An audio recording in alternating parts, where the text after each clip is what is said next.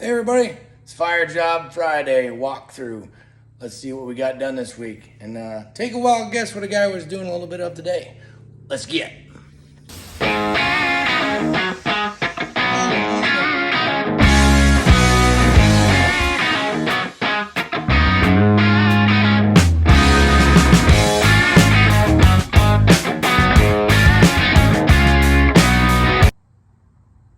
All right, everybody.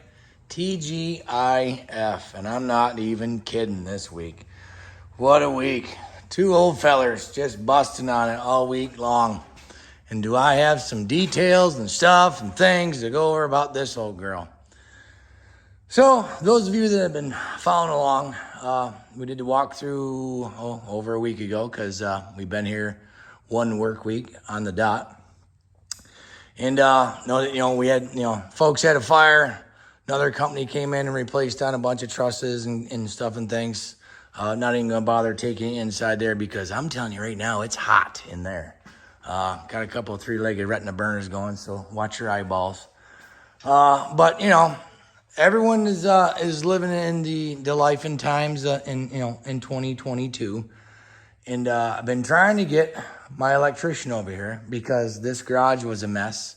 And obviously inside the kitchen is also a mess because right here in this chimney area was where the fire was. So we can kind of poke you up in here. So, we got new framing up in here. And oh, look at those new wires right there. Take a guess on who had to do that stuff because, emergencies happen, stuff and things. I get it. So my electrician has still yet to make it out this week because he's got stuff and things going on. So we were put about a day behind because by the time I could figure out, yep, he's not going to make it. Now I got to run and get materials that I didn't have. And then myself, my lead guy, Tom, ended up spending an entire day pulling out all the burnt stuff that was up in here. Both the openers, after we got electricity going up in here, we plugged them in with extension cords. And when the openers wouldn't work either. So down those have to go. So after an entire day of running new wires, the only stuff that we did keep on was these wall outlets. We inspected on the wires and stuff. Nothing was melted or smoked out or nothing like that. So we saved on that. But we just tidied up a bunch of stuff. Whoever had this house to begin with, Moses, there was junction boxes and wires jumping from one end. It wasn't good. So we just tidied some things up. So now we got a breaker on the front, front yard, which will control all those outlets over there. We got a switch that controls an outside light over there. And then, watch your eyeballs. Three-legged retina burner. I'll tell you about that in a minute. That's kind of neat.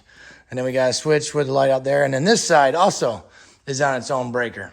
And then we got a three-way to the, let me zoom you in so I ain't got to walk all that way. Never mind. So this three-way right here goes inside, and that will control the garage lights. So that way if you come in from the driveway, you can flip all the garage lights on, and which, by the way, those are just up in here. Oh, I forgot. I get that little goober off.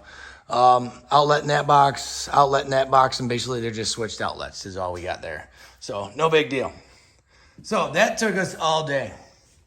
And I believe that was, the days just meld together when you're busting on, especially when it's hot.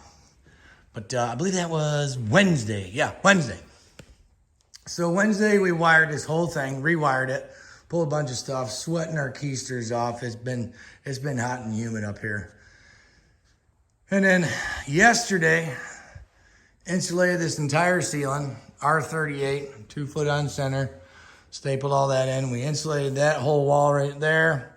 And then because of all the contents fellers got, I went and built a little platform here. It's like 4x6. 2x2s, some 3/8 plywood. I didn't want to spend a ton of money.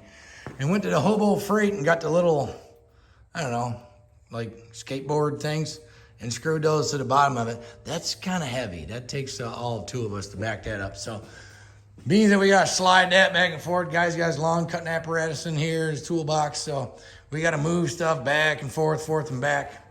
So our thoughts were yesterday is after we got the ceiling insulated, we got that wall done, everything was over on this side of the garage.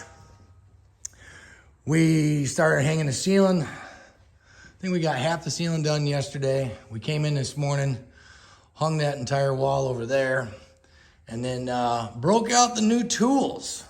So this is story time about the job and a little bit of tool review too, because the guy spent some money and zoomed in, zoom out. There we go.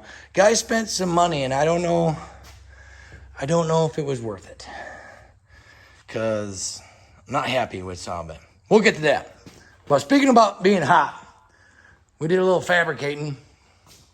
And of course, this isn't, it's not a big commercial air conditioner. So what we did is we took the back door out, took it right off the hinges, screwed a piece of OSB on there, framed this in, and this is here's our little Lowe's special air conditioner. And then we had to supercharge it a little bit, put a turb ski on it to try to get some airflow. Now, granted, this garage is 26 by 30, give or take.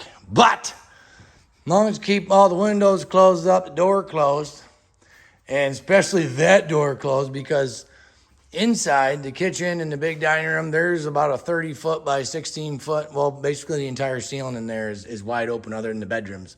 So the sun just beats down on that roof and just cooks it in there. Way too hot. So we put that door back on once we got finally electricity up here working. So that way we wouldn't have to run extension cords up from the basement like we've been doing. And we keep that guy closed up. And then next week, Monday, we got to get this spot right here insulated and get the rock up in here. And it will probably, that little guy will probably do us some good. So let's get on the tools. Now we got that little bit out of the way. And for those of you that don't know what in the Sam Dell you're looking at, this right here is a taping tool, or a bazooka as they're called. Level 5, big money. And I ain't toot my own horn or whatever, but a guy figured if I'm going to get the stuff, I might as well get the stuff that's top of the line, so that way I ain't got to monkey with stuff. I hate, my biggest pet peeve, and you can ask any of the guys that work for me, that when I freak out and lose my mind, it's usually because I've spent money on tools and they don't work. Now, I've never used one of these before, so it could be a little bit of operator error. We'll see. I'm going to email level 5 and see what's going on. So what you're supposed to do, just to give you a little dealio, put your paper tape here, and then your tape runs up, and then you feed it into this little groove right here, and it goes up through and goes on that guy. And then this chain right there pulls on a cable, and it draws a plunger up. And then, this thing is right packed full of drywall mud, which, by the way, I watched a ton of YouTube videos, because, just like you guys are doing right now, a ton of YouTube videos on how to work this thing and ding dang and all this good stuff. Guy never said anything about how heavy that thing is when it's loaded. It's got some weight to it. If you're looking for a neck and shoulder workout, that's your thing, especially if it's overhead. Doing the walls, wall taping right here, going up vertical, not bad. Trying to do, ceilings up there, that was a workout. And it just rains. Like, I don't know if you noticed when I'm whipping the, phone/camera around, we got some condor plops all over the place, because that thing just rains down. So what I'm having issues with, give you guys a little bit of details on this thing. Let me see if I can get you in here. So see that little, let me pull that, see that little pin right there? So that pin is supposed to grab the tape, and then you use your little pump action here. And that's supposed to advance the tape up. And then you give this thing a little spin, and what that does is it pulls the plunger up, and it starts loading the tape. I, for the life of me, cannot get this damn thing adjusted proper, so that way it just kisses the tape a little bit and pulls it up. Either it's jamming through it and it's putting holes in it, or it's not feeding it proper at all. And then the other problem I got, so like I said, you guys probably, some of you folks probably might not know what the hell we're looking at or talking about, but, maybe level 5 and see this video. That'd be neat. So this is like the mud gate, cover or what have you. So I literally had to take my angle grinder to this thing. I don't know if it was a paint finish, because you're supposed to be able to just, like I can't even get it off now one-handed. You're supposed to be able to just pop that guy off, and then you can inspect down in there. That's where your cable reel is at. That's what this chain, and then the other thing too, this chain, by the way. So we had the mudgate problem, mudgate cover problem. And then the other problem I've had twice now already is the chain would start jumping and it bind up. So when I was doing this inside corner right here, we got a 30-foot run. I got about halfway and the chain jumped off. And then I had to try to cut the tape. The thing's full of mud, it's heavier than a son of a. And then I got to monkey around and try to get the chain undone. And so I'm having some new tool struggles. I don't know if it's operator error or not. I don't know. But, and here's the other thing. Did it save time? Well, you're definitely not going to use, you're not going to be on a project this size and use that tool by yourself unless you want to do some serious humping. Because after you run that, it's great. It applies the tape and the mud all at once, but you got to go back through and squeegee it out. So luckily my lead guy, Tom, he's on point. So, I could cruise this. What are we talking here? Oh yeah, we'll talk about why there's, so many seams. If some of y'all can measure down with your eyeballs, they're all 8-footers. We'll talk about that in a minute. But, I could run down this seam right here, basically this fast. About as fast as I'm walking, and get down here and cut, done. That's how quick it works, which is great, efficiency, because that's what I was looking for when I bought that stuff, because it's a big garage. It's basically wide open other than this stuff that we got to move around. And I got a ton of stuff to do inside. They're basically waiting on me. The entire kitchen is here, the refrigerator, everything is here. So one, I'm waiting on my wire nut to get the kitchen rough wired, and then I can insulate the walls, hang the drywall, ceiling, and walls, finish all that, and then get going. So the quicker I can get this done, the quicker I can get in there, so that way the folks can get moved back into their house, which is, that's the whole plan. So that's why a guy went out and splurged, we're talking $3K. Like I said, I'm not trying to toot my own horn or whatever, but I figured if I'm going to buy this stuff, I want top-of-the-line stuff so that way I'm not monkeying with it. And what was I doing today? I was monkeying with it. That thing right there by itself is over $1,000. And I'm monkeying with it. Now, again, it might have been operator errors. The very first time I've ever used that thing in my entire life. I don't know. The only other thing I used was this pumpulator. This guy, when I got everything all tore apart because it's drying. Because that's another thing is you best hope that it's not like wintertime here in upstate New York and it's 20 degrees and you need to rinse all this stuff out because your fingers are going to be numb.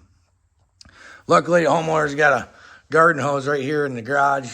He's got, concrete sidewalk out there so a guy can lay his stuff down and just hose it out and then push all the mud off into the grass and, the rain to take care of the rest. But Moses, you're spending some time, and even with the hose, I see right there, I got a little bit of residue. But, so you put that guy in your bucket, and this right here bolts on there, and there's a little rubber O-ring right in there, and then you flip this guy upside down and jam that down in there, and then you just grab that arm right there and get to pumping on it. And that's what, and it gets heavy. The only other tool so far that we've been able to use out of this kit is this corner roller. And this thing was the bee's knees, I'm telling you. So because you can actually tape corners with this guy too. And that part worked pretty good. There's a little flapper down here, and then you engage that flapper and that little wheel comes up.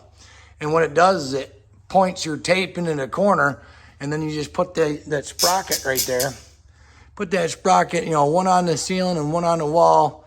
And then you hold that flapper down and you just keep riding. And that was my very first one I ever did. And of course, Tom had to tidy up where I got started and where I ended because it's a bit of a pain in the neck one, getting started because I'm new.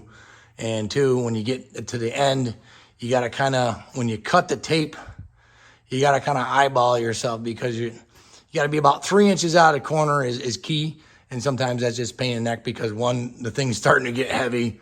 You're at the end of the run, whatever, all the above. So, but yeah, that was my first inside corner. But that roller thing, so what you do is, of course, the kit came with all these extra poles. So you stick this guy into one of the poles, and this thing you just ram that thing back and forth in the corner. And again, what that does is it sets the tape. One, put that back in there. Oh yeah, case, hobo freight case, $180. Had to drill a hole in it to make the bazooka fit. Great. But what that does is it sets the tape for you. And then again, you got to have somebody come back through behind you and squeegee that stuff out. But that worked awesome. Like I did this other inside corner over here, which was really technically my very, very, very first corner I ever did. And it worked awesome. I'm like, man, this thing's freaking cool. Bazooka worked great. The corner thing, zip, zap, zap, all done. It was awesome. So Monday, because like I said, this is all 5/8. And like I was saying earlier, for some of you that are keen on paying attention to things, yes, all 8-footers, not by choice. Again, like I was saying with my electrician, stuff happens, whatever. And especially this day and age with materials. I call my vendor. I'm like, hey, man, I need, this is what I'm doing. I need 5/8. It's a garage, blah, blah, blah. What do you got for lengths? And the dude says 8-footers. That's it. 8-footers.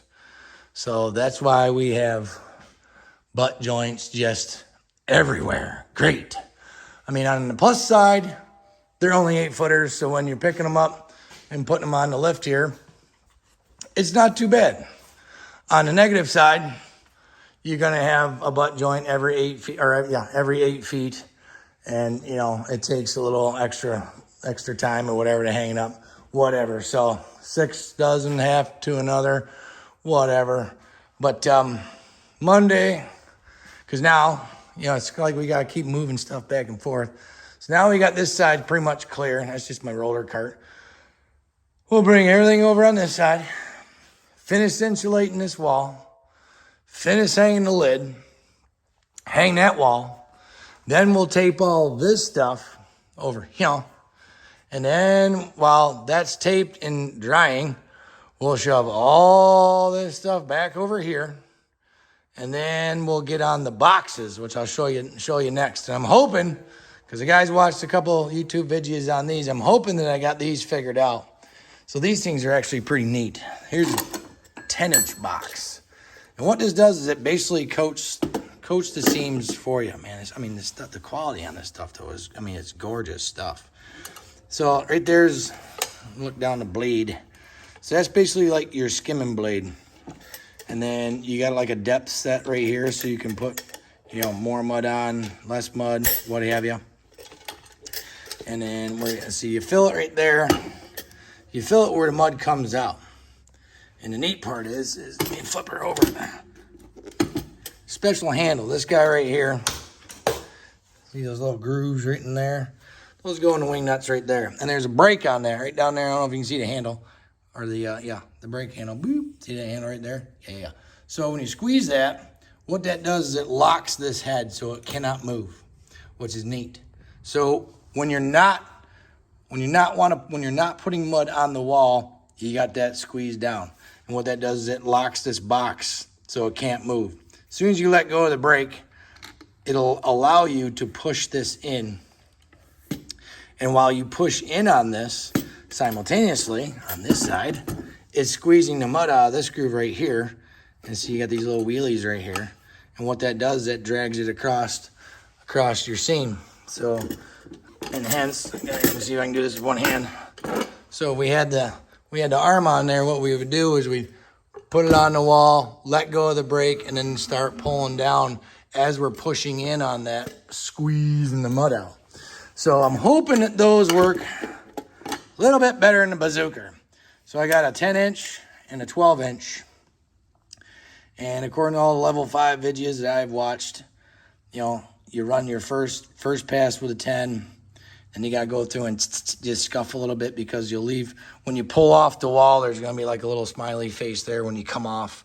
Like the guy did the bottom first, and then he comes down the top and then pulls off as he's pulling his brake. So there'll be some videos next week on it. It'll be neat. And then we got a corner job. So this guy will be for the inside corners, and it kind of works similar to the other one. This is the box that hooks to. So the mud, you know, so let me pull it up. There we go. So there we go. Yeah, the mud goes in that box. It kind of works the same. You know, that'll plunge down. The only difference is there's no brake on this. So whenever you put pressure on that, you are squeegeeing mud out, and it will come out here. And then I don't know if you can see there's a blade there and a blade here. So it will simultaneously coat the ceiling and the wall all at once. Again, guy was thinking about speed out here, trying to get it done, because there's just myself and my lead guy, Tom. You know, we've been busting all week. This 5/8 stuff, folks, I'm telling you, it'll get wearing on you. You know, hands, everything's, it's TGIF. Guy's sore. So there's the garage update. I'm hoping by next Friday, because a guy's just doing, you know, Friday afternoon videos from now on. I can't, right now, I just don't have the manpower and the time. And some days, guy's just tired and just wants to go home and doesn't feel like wandering around the job and talking about things at the end of the day. So Fridays is what y'all are getting. Every Friday we'll do an update. Maybe y'all learn something that's neat, you know.